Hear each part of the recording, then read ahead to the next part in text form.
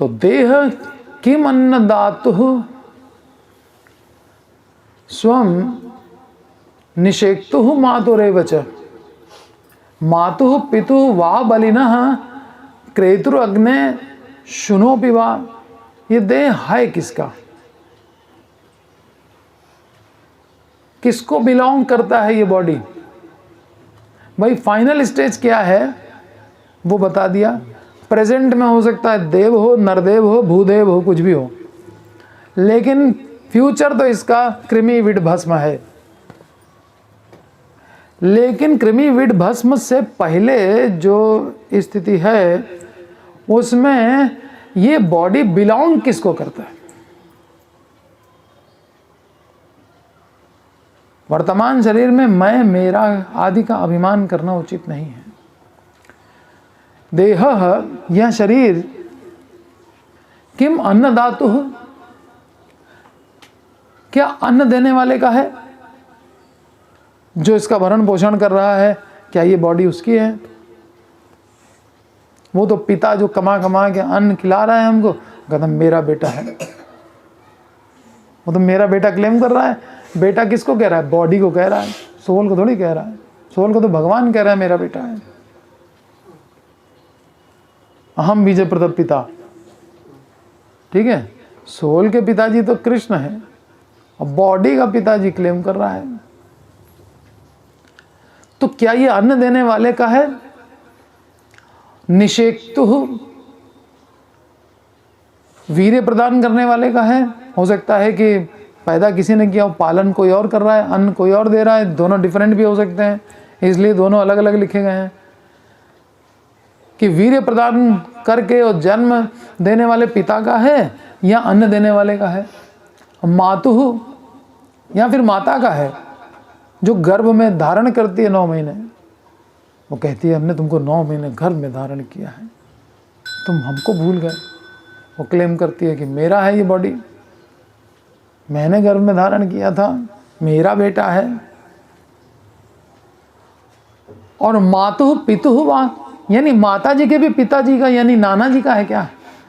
क्योंकि नाना जी कहेंगे तुम्हारी खुद की देह तो मेरे द्वारा उत्पन्न है, तो तुम्हारी देह से जो भी कुछ उत्पन्न है बाई प्रोडक्ट्स वो सब मेरे।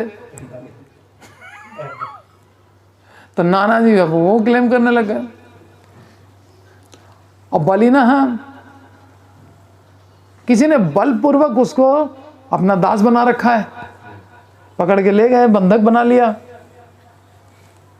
या क्रेतुः, जैसे हरिश्चंद्र बड़े बाजार में बिक गए, दास खरीदे जाते थे पहले, ये खरीद लिया किसी ने। या पशु जैसे खरीद लिया जाता है, बॉडी तो बॉडी, ठीक है ना। तो वो जो खरीदता है पैसे देकर, सोचता है ये गैया मेरी है, ये घोड़ा मेरा है, ये मेरा है, मेरा है, मेरा है। अग्नेय है, अंत में तो अग्नि को समर्पित हो रहा है। तो क्या ये अग्निदेव का है? वा शुनः, ये अग्निदेव को समर्पित नहीं किया, ऐसे लावारिस लाश रह गई तो कुत्ते खा गए। कुत्ते सोचते हैं मेरा है, ये पड़ा हुआ है यहाँ पे, मेरा है। वो खाने लग गए उसको, मेरा है तभी तो खा रहे हैं। इतने, या फिर स्वम, हम सोचते हैं कि मेरी देह है, my body, this is my finger, this is my stomach, this is my eyes. ये सब गलत सलत पढ़ाई होती है स्कूलों में। एक तो घोर अज्ञान है, आई एम दिस बॉडी, मैं ये शरीर हूं। इससे थोड़ा कम अज्ञान है कि शरीर मेरा है।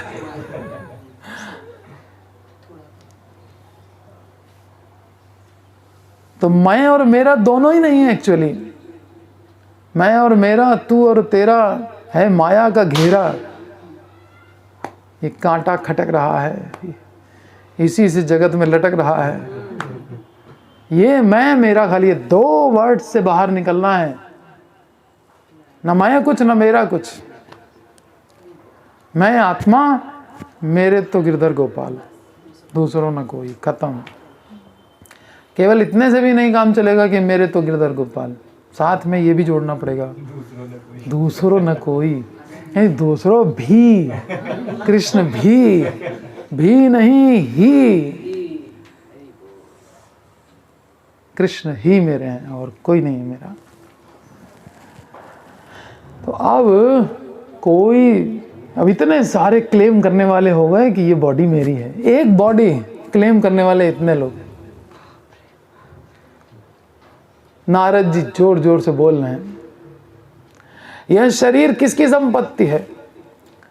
जीवित काल में अन्न देकर पालन पोषण करने वाले की, या गर्भाधान करने वाले पिता की, उसे 9 महीने गर्भ में धारण करने वाली माता की, या माता के भी जन्मदाता नाना की, मूल्य देकर बंधक बना लेने वाले क्रेता की, या बलपूर्वक ग्रहण करके अपना दास बना लेने वाले की, प्राणों के अंत के पश्चात जला देने वाली अग्नि की, खा जाने वाले कुत्ते और सियारों की, अथवा स्वयं की। इस विषय में कुछ भी नहीं कहा जा सकता। अतएव देह में मैं और मेरा इस प्रकार का अभिमान नहीं करना चाहिए। कौन करे अभिमान? इस देह का अभिमान कौन करे? इतने तो क्लेम करने वाले हैं। मेरा बेटा बड़ा पढ़ा लिखा है, बड़े खुश हो रहे हैं, मेरे बेटे की नौकरी लगी, लीजिए मिठाई खाइए। तुम्हारा बेटा? तुम्हारा कहाँ से आ गया बेटा? एक राई का दाना तो आदमी बना नहीं सकता है।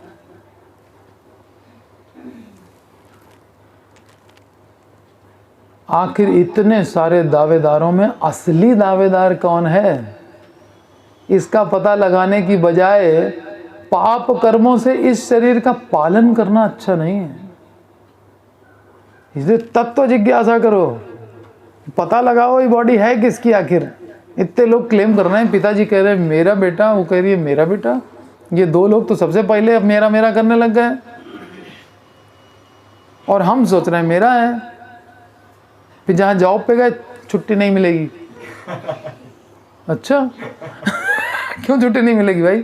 क्योंकि तुम सैलरी देते हो। पैसे दे के खरीद लिया, नहीं देंगे छुट्टी? पैसे दे खरीद ही तो लिया। हम सोचते हैं हम कोई उस टाइम के गुलाम थोड़ी हैं, तो इस टाइम के गुलाम हैं। गुलाम हम तो हैं, छुट्टी नहीं देंगे। भागवत सुनने जाना, छुट्टी नहीं देंगे। परीक्षित महाराज बैठ गए भागवत सुनने, कौन किससे छुट्टी मांगनी थी उनको? इतने बड़े चक्रवर्ती सम्राट, पूरी पृथ्वी का राज्य था, यहाँ कौन सा राज्य है जिसको छोड़ नहीं पा रहे हैं? यह शरीर किसका है, इस विषय में विविध प्रकार के संशय होने के कारण इस शरीर के प्रति ममता करना उचित नहीं है। मैं और मेरा का अभिमान, जब मालूम ही नहीं है कि मेरा है या नहीं है, तो फिर इसका अभिमान क्या करना है? पहले मालूम तो करो किसका है, तब अभिमान करो। बाहर सड़क पे कोई स्कूटर खड़ी है, बहुत बढ़िया, एकदम नया नया कोई खरीद के लाया है, बड़े खुश हो रहे हैं देख करके। होते हैं कभी? नहीं होते हैं। उसका है, हमसे क्या मतलब? वैसे ही ये बॉडी भी तो है, किसकी है पता तक नहीं है, और हम देख करके अभिमान करें। पहले पता लगाओ, पहले तत्व जिज्ञासा। इसीलिए ब्रह्मचारी आश्रम जीवन में सबसे पहले गुरु के पास जा करके शिक्षा लो। पहले तत्व जिज्ञासा तो कर लो, बाद में गृहस्थ में अंधे कुएं में एंटर करना हो तो करना, तुमको निकलना आना चाहिए। कुशल चोर वो होता है जो निकलने का रास्ता पहले देखता है। तो गृहस्थ के अंधे कुएं में एंटर हो रहा है, पहले निकलने के रास्ते ढूंढ लो। ये परीक्षित महाराज निकलने का रास्ता जानते थे। गृहस्थ में तो थे, राजा भी बने हुए थे, सब कुछ था, लेकिन निकलने का रास्ता मालूम था। 7 दिन में अच्छा मृत्यु आ रही, निकल गए तुरंत ही। खटवान तुरंत निकल गए, आधा क्षण बचा, ठीक अभी निकलते हैं। कुशल चोर, चोर का मतलब भगवान की भोग की सामग्री है और हम आ गए यहाँ गृहस्थ में, सोच रहे हम भी आनंद लेंगे। ये चोरी है। भगवान के आनंद की चीज को हम आनंद लेंगे, लेकिन निकलने का रास्ता सीखे रहो। तो इतना कंफ्यूजन कि है बॉडी किसकी और उसका अभिमान करना, ये तो महामूर्खता है।